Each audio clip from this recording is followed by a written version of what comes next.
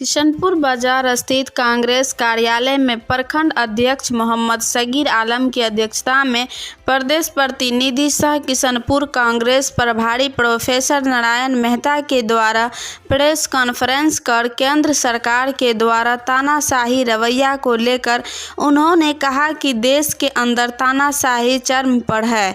केंद्र सरकार विपक्ष को ईडी, सीबीआई, इनकम टैक्स माध्यम से डराना चाहती है।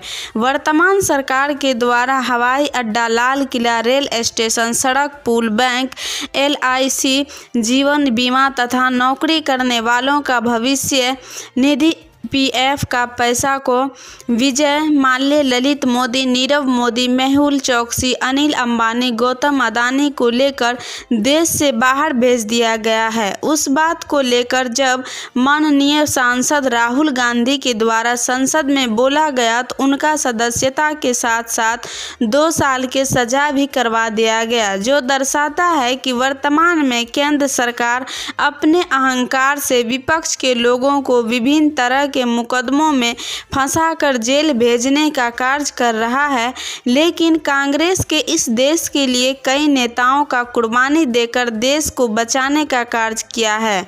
अभी के समय में वर्तमान सरकार के द्वारा देश के संपत्ति को बेचकर अपने पार्टी का कार्य देश के विभिन्न जिलों में करोड़ों रुपया खर्च कर बनाया गया है, जो कहीं से भी उचित नहीं है। ऐसे में प्रधानमंत्री को देश के 140 करोड़ जनता को बताना चाहिए कि अरबों रुपया खर्च कर विभिन्न जिलों में जमीन खरीदकर आलीशान पार्टी कार्यालय बनाया गया। ये पैसा कहां से आया है? उन्होंने कहा कि 3 अप्रैल को प्रखंड स्तरीय बैठक की जाएगी, जिसमें ये तय किया जाएगा कि कौन कौन पंचायत किसको जाना है और आगामी हाथ जोड़ो कार्यक्रम का रणनीति तय की जाएगी। इस मौके पर जिला महासचिव जितेंद्र यादव ने भी केंद्र सरकार का जमकर विरोध किया।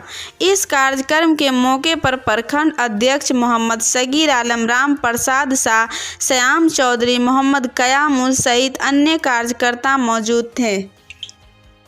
सर, आज जो है आप लोगों के द्वारा प्रेस कॉन्फ्रेंस किया जा रहा है, क्या उद्देश्य है प्रेस कॉन्फ्रेंस करने की?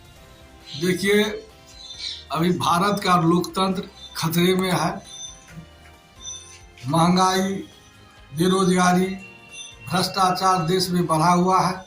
जिस ढंग से राहुल गांधी पर षड्यंत्र के तहत लोकसभा की सदस्यता समाप्त की है, यह मोदी जी का, माननीय प्रधानमंत्री जी का सुनियोजित ढंग से ये इसकी सदस्यता समाप्त की।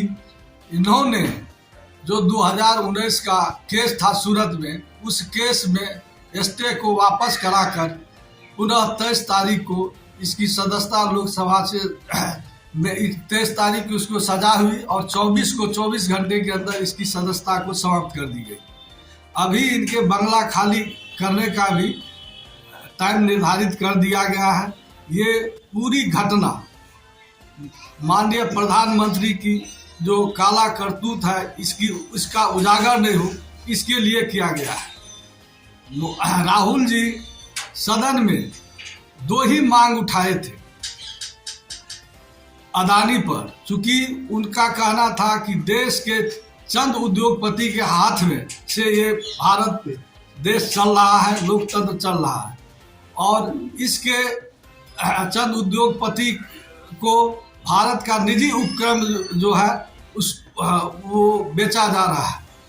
तो इसी संदर्भ में राहुल जी की जो इसकी आवाज़ उठा रहे थे सदन में कि मोदी जी, आपका अडानी से क्या संबंध है, उनका एक फोटो दिखाए संसद लोकसभा में, और 20,000 करोड़ रुपया जो अडानी के सेल कंपनी में आया वो किसका है, वो कहाँ से आया। इसी मुद्दा से वो घबरा करके सोचे कि मेरा काला करतूत उजागर हो जाएगा, इसकी सदस्यता को समाप्त कर दिया। भारत के लोकतंत्र की जो व्यवस्था है इस पर चिन्ह लगाया और भारत की जनता की आवाज़ को जो राहुल जी उठाना चाह रहे थे, इसको उजागर करना चाह रहे थे, इसी को बंद करने के लिए कि सदन में आवाज़ नहीं उठावे, ये इनकी सदस्यता को समाप्त की। क्या लग रहा है कि जिस प्रकार राहुल गांधी जी के द्वारा बराबर सरकार के विरोध जो है कई चिट्ठाएं खोली जा रही है, इसी के डर के मारे जो है सरकार उनकी सदस्यता को रद्द किया है? बिल्कुल यही सत्य है और यही बात है।